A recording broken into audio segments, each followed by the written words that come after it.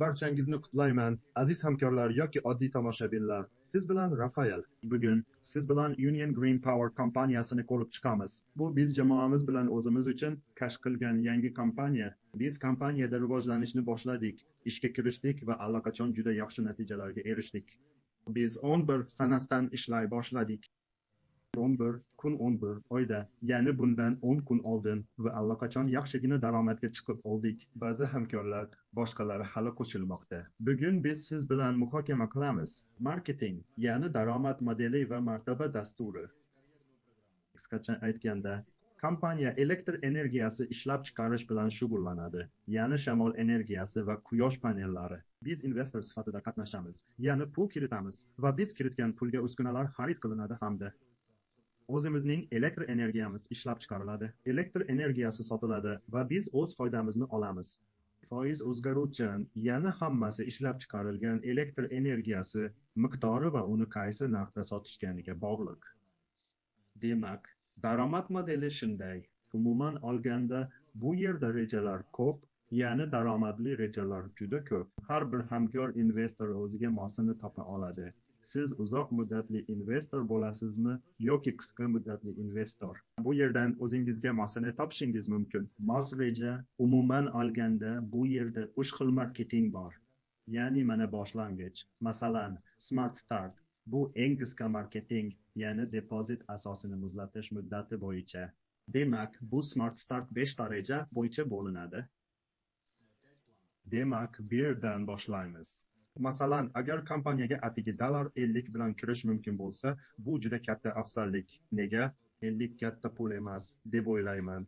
Har bir odam va investor o'zida $50 topa oladi. Sinab ko'rish va hammasi qanday ishlashini tushunish uchun. Bu kompaniyaning istiqbollari va barcha afzalliklari. 50 dan boshlanadi. Reja esa $1 dan $500 kuniga 6% dan 1% ya'ni foydani har kuni olamiz. Bu ham juda yaxshi, katta afzallik. Demak, har kuni foydamizni olamiz. Ko'ryapsanmi? Kabinetda foydani $1 dan boshlab yechib olish mumkin. BNB Smart Chain tarmog'i orqali tersi bo'yicha mablag'ni $50 dan boshlab yechib olish mumkin. Demak, u yerda komissiya yuqoriroq. Komissiya haqida aytganda, mablag' kiritish komissiyasini o'zimiz to'laymiz. Ya'ni biz mablag' kiritadigan to'lov tizimiga yechib olishda to'lanadigan komissiya to'g'ridan-to'g'ri kompaniya tomonidan qoplangani ham katta afzallik. Biz komissiya to'lamaymiz. Pulimizni yechayotganda, xo'sh, topgan pulimizni yoki depozit qilamiz. Pulni chiqarayotganimizda komissiya to'lamaymiz. Xo'sh, birinchi rejani ko'rib chiqdik. 6% dan 1%gacha.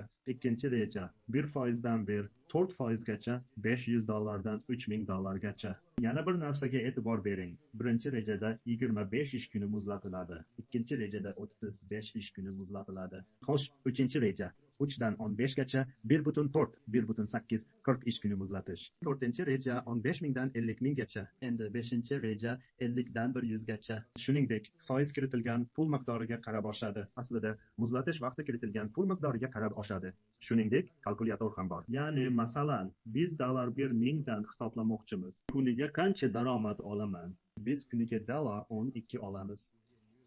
Taxminiy summa 350 dan 490 gacha depozitimiz ishlagan butun davr uchun.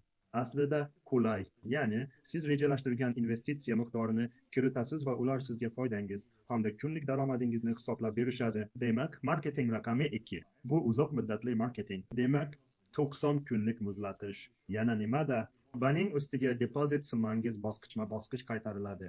Ya'ni 30. Kundan so'ng kiritganingizning 30% qaytadi. Masalan, biz $100 qo'ydik. 30 kundan keyin sizga $30 qaytadi. Ya'ni siz olayotgan foydadan tashqari, bu yerda foyda Smart Start rejasidagidan ham ko'proq. Bu foydadan tashqari sizga asosiy mablag'ingiz qaytariladi. Asosiy mablag' 30 kunda 30%, keyin yana 30 kunda 30% va yana 30 kunda 40% qaytariladi. Ya'ni asta-sekin qaytariladi. Bu juda qulay. Yana sotib olish yoki pulni yechib olish mumkin. Ya'ni qulayki, asta-sekin investitsiya asosiy summasi va oshgan daromad foizi qaytadi. To'g'rimi? daromad bo'yicha bir $100 bir $1000 bir foizdan bir 4% 1000 dollardan $5000 esa bir 4,8%. Xullas, keyin ham daromad depozit summasi bilan oshadi. Hisoblash kalkulyatori ham bor va bizdagi marketing hozir kompaniyada taqdim etilgan eng uzoq muddatli marketing bo'lib, 3 yildan 7 yilgacha mablag' muzlatiladi. Ya'ni investitsiya kiritish va mablag'laringizni ishga solish, shunday deyish mumkin. 50 dan boshlanadi, yarim milliongacha. Xo'sh, keling kalkulyator orqali tekshiramiz. Masalan, $1000 3 yilga kiritmoqchi edim. Bu kuniga dollar 40 bo'ladi. Men har kuni olaman. Bu bo'ladi. Kuniga 4%. Agar taxminan 5 yil bo'lsa, 7 yilga esa kuniga 5%, kuniga 6%. Aslida ham yomon emas.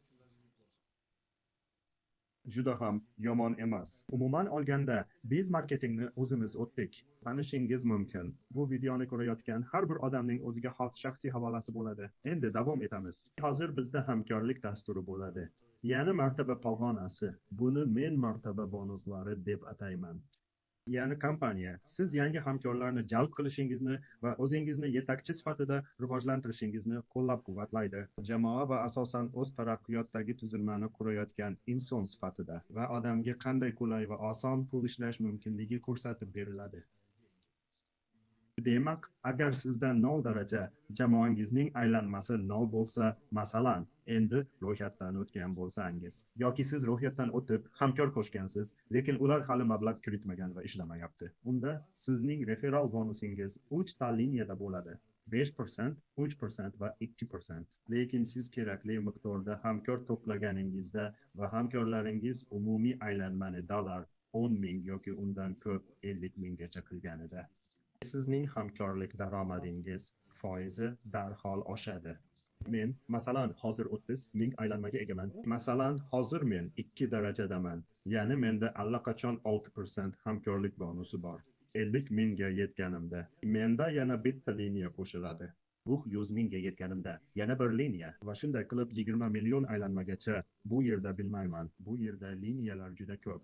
Chamamda 13 ta. Men hatto undan ham ko'proq deb o'ylayman. Xullas, kiritilganlardan 60% va hamkorliklardan daromad ham 60%. Ya'ni bu oxirgi bosqichda. Bunday marketingda rivojlanish mumkin va kerak, chunki u haqiqatan ham o'sishga yo'naltirilgan. Ya'ni kompaniya faol odamlar bilan qiziqadi. Bu marketing bizga shuni bildiradi. Xo'sh, yigitlar, aslida video uncha uzun bo'lmadi.